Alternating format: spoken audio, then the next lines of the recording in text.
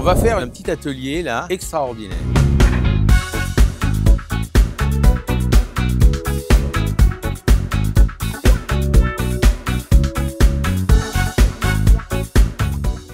Je vous rappelle que nous sommes aussi présents sur TikTok et que sur chaque vidéo, n'oubliez pas d'aller sonner la cloche vers la fin du film pour vous permettre à nous de vous avertir dès qu'on a quelque chose d'autre d'intéressant à vous dire. On va faire un petit atelier là, différents points pour éloigner les prédateurs du potager et les maladies. Et bien maintenant, on va passer à la décoction anti-rongeur. Dans vos commentaires, certains ont dit le paillage c'est super parce que ça empêche l'herbe de pousser, parce que ça maintient l'humidité. On a un petit inconvénient, on a des rongeurs qui viennent se planquer dedans. Moi, j'ai pas ce problème ici, mais je sais que ça peut arriver. Donc, on va faire une décoction anti-rongeur. Les rongeurs sont très sensibles aux odeurs. Les chats également, parce que même si rongeurs et chats font pas bon ménage, on dit que les chats viennent aussi gratter dans le potager. Pour éviter ça, on va prendre des plantes odorantes. Là, je prends 1 kg de feuilles de menthe. Alors, je vais le faire dans la boîte directement, vous voyez. Je coupe comme ça.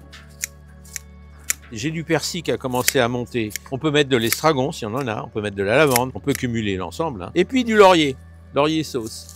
Donc le laurier sauce, lui aussi, il est odorant. Et toutes les plantes aromatiques. Tout ce qui est un peu odorant et qui peut faire bon ménage ensemble, c'est ce qui est le cas. Et hop, on met ça là. Pour aller plus vite, on rassemble les branches entre elles, à peu près à la même hauteur, et on les coupe toutes en même temps. Ça peut être fait de façon grossière. Il faut 1 kg de feuilles de menthe pour 10 litres d'eau. Hein. Je vous donne la dose pour 10 litres. Si c'est pas 10 litres, eh ben, faites le calcul. Hein. Si vous prenez que 500 grammes, eh ben, vous mettrez que 5 litres d'eau. Hein. Je mets 1 kg de feuilles de menthe et 1 kg de laurier. Vous les mettez, c'est une bonne chose. Plus ce sera odorant, mieux ça vaudra, plus ce sera répulsif pour les rongeurs et même les chats. Une recette facile à faire, économique, écologique et efficace. On va mélanger tout ça, vous voyez, on le mélange. On peut l'utiliser en paillage. Vous voyez, s'il y a de la paille sur votre potager ou si vous avez autour des pieds, eh bien, vous pouvez saupoudrer ce mélange. J'ai préparé 10 litres d'eau pour permettre la décoction. Voilà.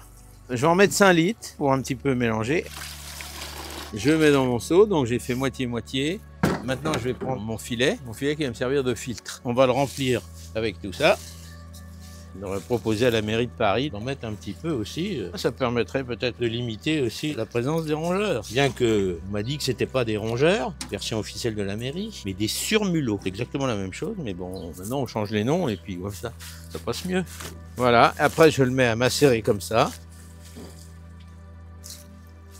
On va laisser macérer tout ça pendant une dizaine de jours et dans 10 jours, soit à l'arrosoir, soit au pulvérisateur, on pourra traiter dans notre potager. Et bien maintenant, on va faire une bouillie bordelaise maison. C'est quand même un fongicide d'ailleurs pour les maladies cryptogamiques, l'oïdium et toutes ces maladies-là, qui est admis en agriculture biologique. Il faut préparer 6 litres d'eau d'un côté, 4 litres d'eau de l'autre. On va prendre de la chaux, hydroxyde de calcium. On va verser dedans, on va faire ce qu'on appelle un lait de chaux.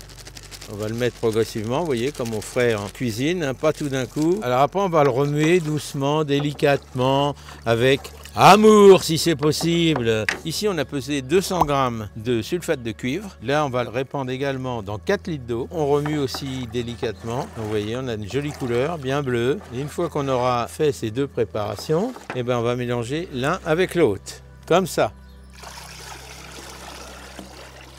Et voilà, on a donc 10 litres de bouillie bordelaise, prête à l'emploi, qu'on va pouvoir stocker. L'idéal, c'est de la stocker dans un bidon opaque, en tout cas à l'abri de la lumière et du soleil. J'insiste, important, on n'utilise pas la bouillie bordelaise sur les rosiers. Maintenant, au potager, vous pouvez y aller, tous les cucurbitacées, les concombres, les courgettes, etc. Sur les tomates, bien sûr, si nécessaire. Sachez que c'est une action surtout préventive, ça veut dire qu'il faut traiter avant que la maladie soit là. C'est un peu comme un vaccin, hein. On traite avant, parce qu'après, c'est plus tout à fait aussi efficace. Hein. Une fois par mois, ça dépend, il faut regarder un petit peu l'état du truc. Cette année, on a quand même une année assez humide, qui démarre humide, donc on risque d'avoir beaucoup d'attaques d'oïdium, de choses comme ça. Donc il faut vraiment être vigilant. On va parler de cette plante, peut-être certains l'ont déjà reconnue. Vous voyez ce que c'est? Ça pousse à l'état sauvage. C'est de la fougère aigle, on l'appelle. C'est la fougère sauvage, vous voyez, c'est la plus simple. Hein. On va découper les feuilles comme ça et on va essayer de s'en faire 1 kg. Vous pourrez l'utiliser comme insecticide et vous diluerez à 10%. Donc 10% de la décoction plus 90% d'eau. Soit au pulvérisateur, soit à l'arrosoir. Tout dépend ce qu'on veut traiter. C'est curatif, mais c'est aussi préventif. Donc vous voyez, on peut même traiter avant d'avoir les attaques de parasites. Dès qu'on suppose suppose que les parasites peuvent attaquer ou qu'on commence à avoir des signes ou juste avant, on peut traiter. Ça, c'est du préventif. Une fois qu'ils sont arrivés, après, c'est du curatif. C'est la même chose, mais il faudra sûrement traiter un petit peu plus souvent qu'en préventif. C'est toujours mieux de prévenir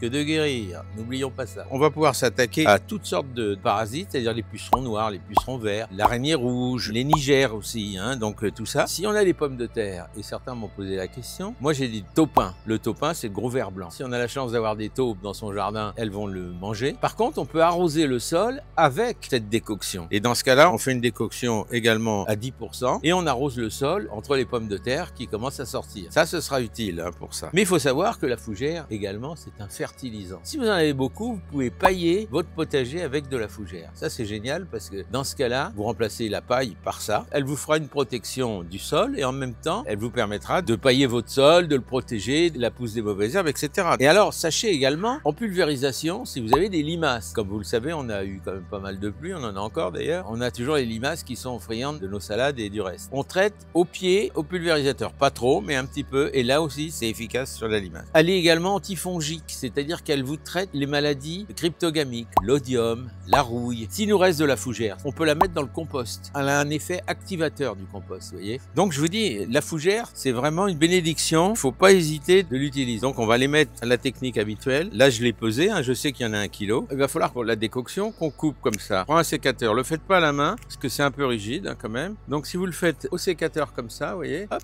on n'a que les feuilles. Les pointes, on peut les mettre, bien sûr. Donc, c'est un concentré d'actifs qui sont vraiment indispensables aux jardiniers. Parce qu'on a vraiment tout. Et maintenant, on va la mettre dans un filet. C'est les nouvelles pousses, ça revient chaque année. Je mets la moitié d'eau. Comme ça, je vais pouvoir tremper mon filet dedans directement.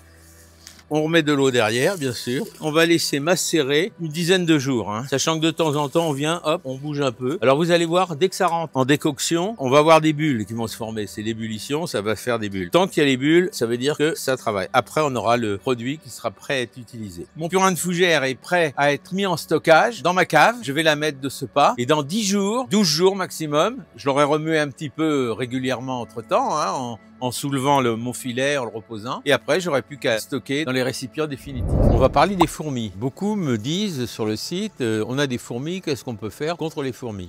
Je parle bien des fourmis au potager.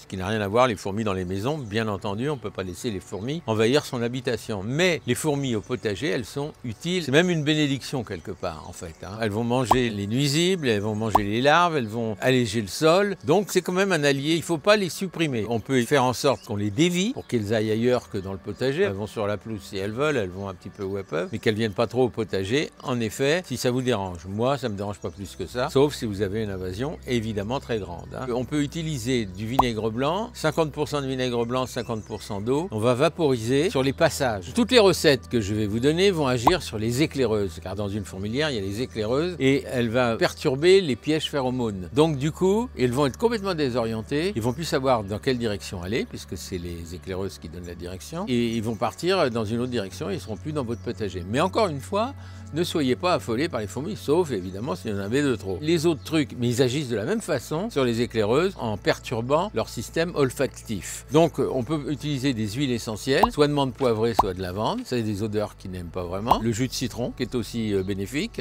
Et puis on peut faire aussi une décoction de sucre et de bicarbonate de soude, moitié-moitié. Tout ça va agir de la même manière. Encore une fois, je vous en conjure, faites attention de ne pas détruire les fourmis, elles sont utiles. J'espère que c'était clair tout ça pour vous.